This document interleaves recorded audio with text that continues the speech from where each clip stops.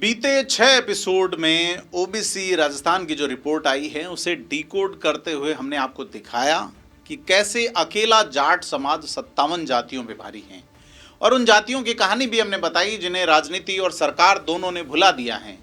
फिर गरीबी और साक्षरता का गणित भी आपको बताया। और बीते एपिसोड में गुर्जर समेत उन 5 जातियों की कहानी आपको बताई जो एमबीसी होते हुए भी ओबीसी रिपोर्ट में गिनी गई हैं। आज इसी सीरीज के इस एपिसोड में हम आपके सामने रखते हैं एक ऐसा आंकड़ा जो अभी तक हमने आपको जो कुछ भी दिखाया है उसे एक बिल्कुल नए नज़रिए से दिखाता है। तो बात करें एक सवाल से शुरू। अगर मैं आपसे कहूं कि जिस जाट समाज को हमने सीरीज के पहले एपिसोड में राजस्थान की सबसे ताकतवर कौम के रूप में दर्शित किया था, राजनीतिक रूप से या नौकरियों में, वही समाज एक अलग तराजू पर तौले जाने पर तीसरे नंबर पर खिसक जाता है। तो क्या आप यकीन करेंगे? नहीं। तो आज ध्यान से सुनिएगा क्योंकि आज हम आपको दिखाएंगे वह दूसरा तराजू जो पूरी तस्वीर को पलट देता है। नमस्कार, मैं प्रदीप हूं, आप थिंक 360 देख रहे हैं। तो अब तक हमने आपको जो भी आंकड़े दिखाए वो सब कुल संख्या के थे, यानी किस जाति के कितने परिवार राजनीति में हैं और कितने लोग सरकारी नौकरी में। और हर जगह बिना किसी अपवाद के जाट या जट सिख समाज सबसे ऊपर खड़ा मिला। लेकिन इसी रिपोर्ट में एक दूसरा कॉलम भी है, एक दूसरा गणित भी है, और यह है जनसंख्या के अनुपात में भागीदारी का। सोचिए, क्या सिर्फ कुल संख्या से यह तय होना चाहिए कि कौन सी जाति सबसे ज़्यादा ताकतवर है, या फिर यह भी देखना चाहिए कि किस जाति ने अपनी सीमित आबादी के बावजूद अनुपात में सबसे बेहतर प्रतिनिधित्व हासिल किया है? यही वह सवाल है जिसका जवाब आज हम आपको आंकड़ों के साथ टेबल दर टेबल दिखाने जा रहे हैं। तो शुरू करते हैं। तो मैं आपका दोस्त प्रदीप लगातार ओबीसी रिपोर्ट को डिकोड करते हुए बात कर रहा हूं, जो पब्लिक डोमेन में उपलब्ध डेटा है उसके अनुसार संख्या में जाट टॉप हैं, तो प्रतिशत में विश्नोई, यादव और चारण आगे हैं। इसे देखा जाना चाहिए क्योंकि अब तक इस सीरीज में हमने जो भी आंकड़े दिखाए हैं वे सब कुल नंबर्स में, कुल संख्या में हैं, यानी किस जाति के कितने परिवार राजनीति में हैं, कितने लोग सरकारी नौकरी में। और इन आंकड़ों में जाट या जट सिख समाज हर जगह टॉप पर रहा है। लेकिन रिपोर्ट में एक दूसरा नजरिया भी है जो तस्वीर को पूरी तरह पलट देता है। जनसंख्या अनुपात में भागीदारी, यानी प्रतिशत में देखा जाए तो कौन आगे हैं, यह बड़ा सवाल है। तो पहले संख्या और प्रतिशत में फर्क क्यों पड़ता है इसे समझना चाहिए। मान लीजिए किसी जाति की कुल जनसंख्या बहुत बड़ी है तो उसके ज़्यादा परिवारों का राजनीति में होना स्वाभाविक है, लाजमी है, सिर्फ इसलिए क्योंकि गिनने के लिए लोग ज़्यादा हैं। लेकिन अगर किसी जाति की जनसंख्या छोटी है फिर भी उसके अनुपात में ज़्यादा परिवार राजनीति, नौकरी में पहुंच जाते हैं, तो यह दिखाता है कि उस समुदाय की प्रभावशीलता ज़्यादा है, एक्सेप्टेंस संख्या में कम है, लेकिन दूसरी जातियां एक्सेप्ट ज़्यादा करती है, यानी वो अपनी सीमित संख्या के बावजूद एक बेहतर प्रतिनिधित्व हासिल कर पाते हैं। यही वजह है कि रिपोर्ट में कुल संख्या और प्रतिशत दोनों अलग अलग टेबल के तौर पे दिए गए हैं, यानी राजनीतिक भागीदारी जनसंख्या के अनुपात में। अगर टॉप 10 की बात करें, गिने हम, इस सूची में सबसे ऊपर विश्नोई आते हैं जिनकी अपनी जनसंख्या के अनुपात में राजनीतिक भागीदारी 2.10% दर्ज की गई है।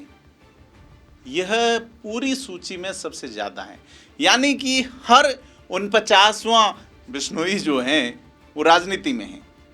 कुल संख्या वाली टॉप 17 सूची में बिश्नोई समाज के सिर्फ 7वें नंबर हैं, 7वें नंबर पे हैं कुल संख्या वाले में, यानी 24 से 2 परिवार। लेकिन अगर इसे जनसंख्या के अनुपात पे देखा जाए तो यही समाज सबसे आगे निकल गया। और यादव समाज सेकंड नंबर पे आता है जिसकी भागीदारी 1.63% है।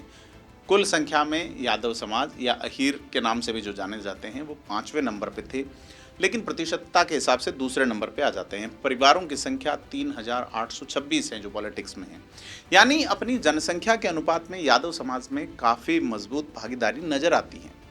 और तीसरे नंबर पर जाट या जट सिख समाज हैं, भागीदारी 1.49% हैं। ये वही समाज हैं जो कुल संख्या में सबसे ऊपर यानी 1 नंबर पे था। 22,666 परिवारों के साथ। ये आंकड़े नंबर व्यक्ति नहीं, परिवारों की बात कर रहे हैं। अगर मैंने कहीं व्यक्ति बोला है तो उसे परिवार समझिए।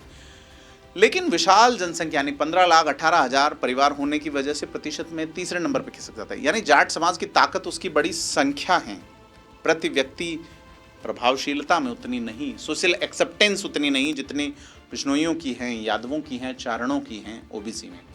और चौथे नंबर पर गुर्जर समाज हैं, उनकी भागीदारी 1.44% है, जाट से थोड़ा ही कम।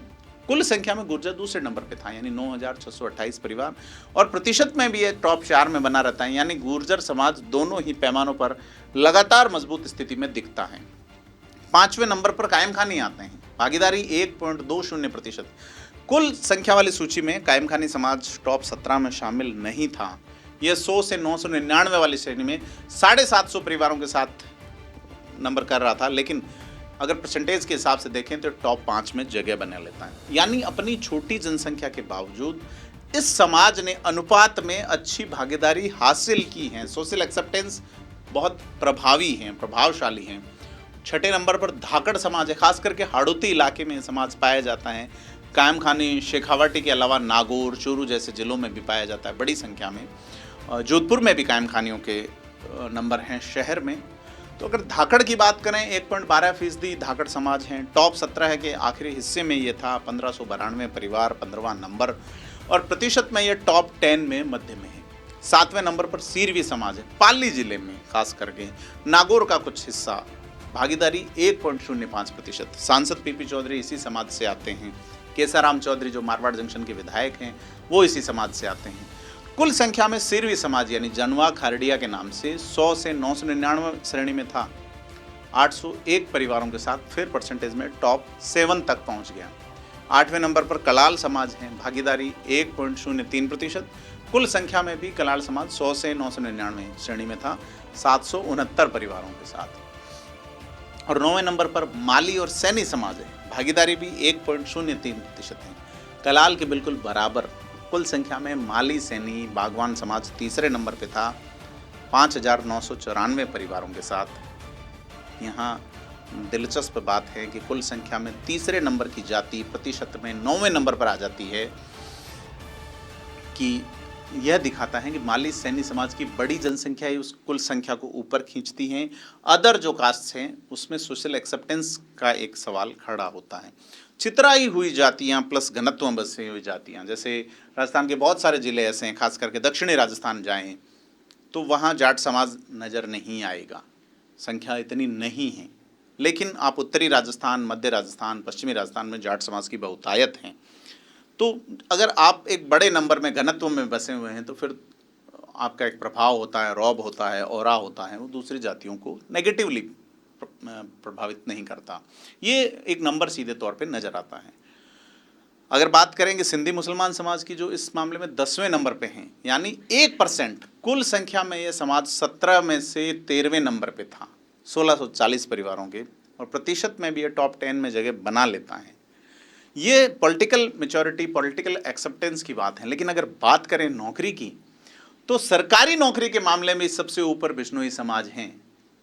हर जो है वो 5वां परिवार सरकारी नौकरी में है, वहाँ पे 4.87% बिश्नोई समाज की भागीदारी है।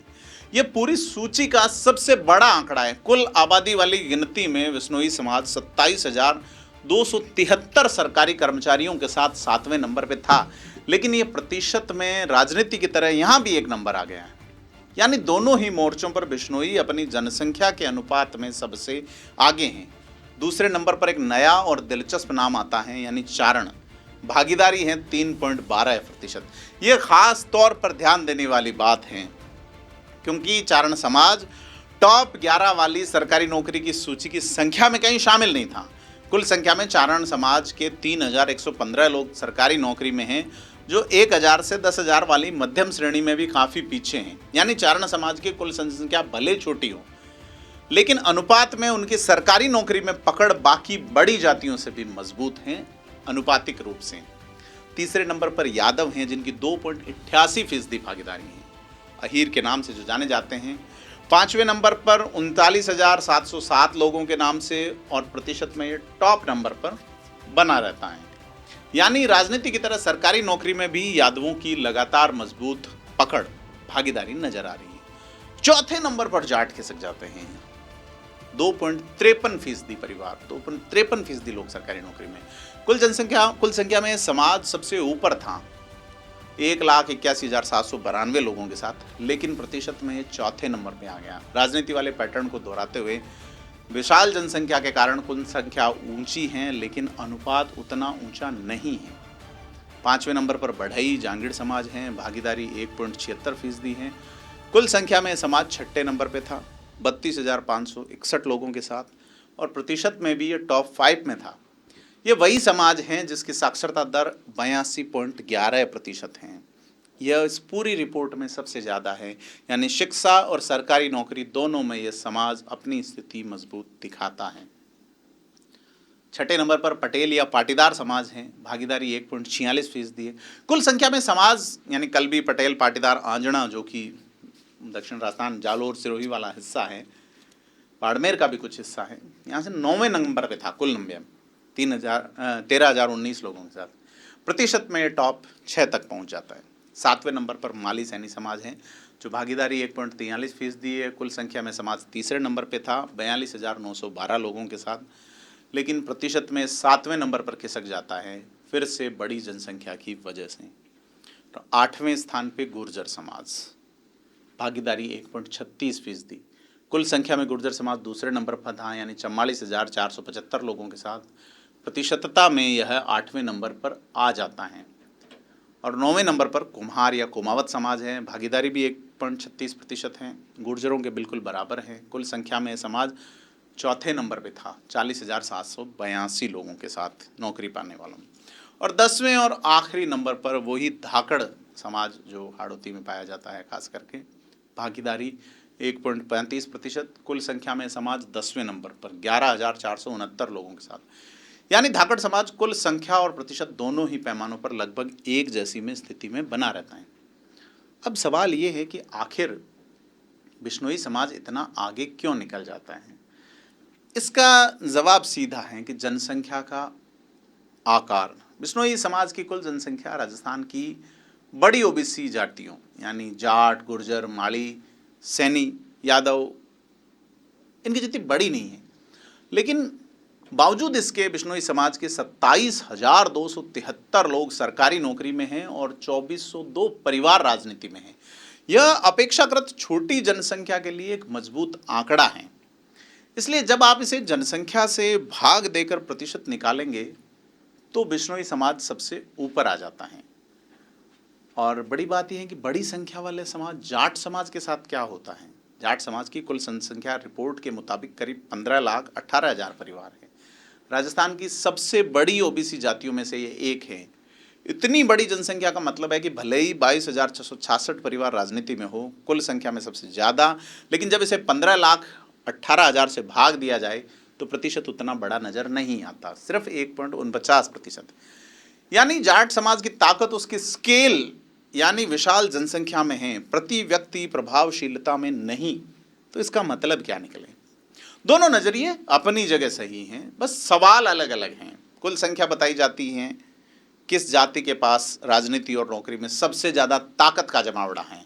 इस पैमाने पे जाट, गुजर, माली, सैनी जैसी बड़ी जातियां आती, और प्रतिशत बताता है कि कौन सी जातियां अपनी सीमित जनसंख्या के बावजूद अनुपात में सबसे बेहतर प्रतिनिधित्व हासिल कर पाती हैं। इस पैमाने पर बिश्नोई, यादव, चारण जैसी जातियां आगे हैं। अब अगर बात करें ये होता कैसे, इंटरनल वर्सेस एक्सटर्नल की बात है कि आपका इंटरनल, आप अपना आपका ओरा कितना मजबूत करते हो जिससे आपका एक्सेप्टेंस बढ़ता है। आप एक्सटर्नल ओरा बढ़ाते हो तो लोग खिसकते हैं और आप नौकरियों के लिए भी थोड़ा सा प्रभावशील नहीं रह पाते। शोबाजी वाला मामला हो जाता है कुल मिला के, आप देखते होंगे आजकल। तो अगर मान लो कि यानी अगर कोई ये कह दे कि साहब राजस्थान में जाट सबसे ताकतवर हैं, तो ये पूरी तस्वीर नहीं है। और अगर कोई ये कह दे कि बिश्नोई सबसे ताकतवर जाति है, तो वह भी अधूरा सच है, क्योंकि कुल मिलाकर सत्ता और संसाधनों पर पकड़ अब भी बड़ी जनसंख्या वाली जातियों की ज़्यादा है। और अगर बात करें कि संख्या बनाम प्रतिशत का उलटफेर की बात करें, जिसमें जाट जो हैं उनका नंबर 22,666 हैं और गुर्जर हैं 9,628 हैं, माली सैनी 5,994 हैं।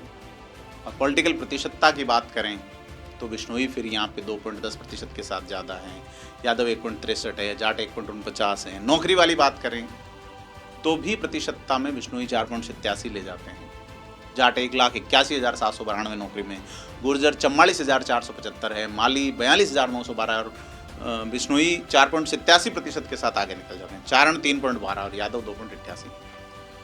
तो इस सीरीज के तीसरे एपिसोड में हमने बताया था कि अकेला जाट समाज राजस्थान की 57 जातियों के सामूहिक सरकारी नौकरी से भी और नौकरी के आंकड़े से भी आगे हैं।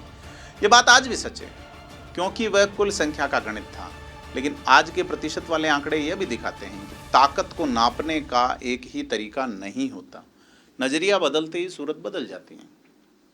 तो इस सीरीज के अगले एपिसोड में हम बात करेंगे उन 39 जातियों की जो न टॉप पे है न सबसे वंचित, ओबीसी वर्ग का वह मिडिल क्लास जिसकी कहानी अभी तक सामने नहीं आई, वो कौन है, उन जातियों पे बात करेंगे। आप क्या सोचते हैं इस एपिसोड को लेके, कैसे देखते हैं, उस पर हमारे साथ बने रहिए। थिंक 360 को सब्सक्राइब कीजिए, देखते रहिए अगला एपिसोड। धन्यवाद।